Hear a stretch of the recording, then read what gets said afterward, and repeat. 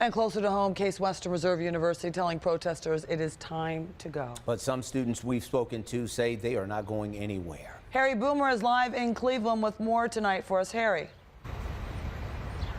You know, protesters against what Israel is doing in Gaza say they're not going to be going anywhere at all. They're making their voices heard, and their signs of discontent ring the KSL Oval on Case's campus. The one thing that has changed, Case says the protesters are now trespassers, but that has not stopped the protesters from making a series of demands. Here are 3 of the first 6 they have.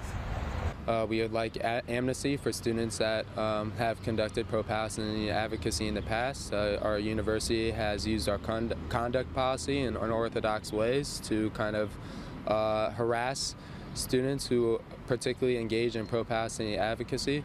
We'd like our university to legitimately consider our undergraduate student government resolution 31-15, which calls for us to investigate our assets and investments within corporations that are heavily complicit with the funding of Israel's military and prison industrial complex.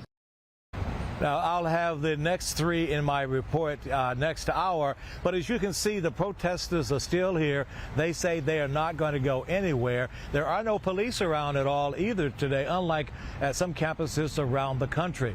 But we'll see how all this continues to unfold. On Case's campus, Harry Boomer, 19 News.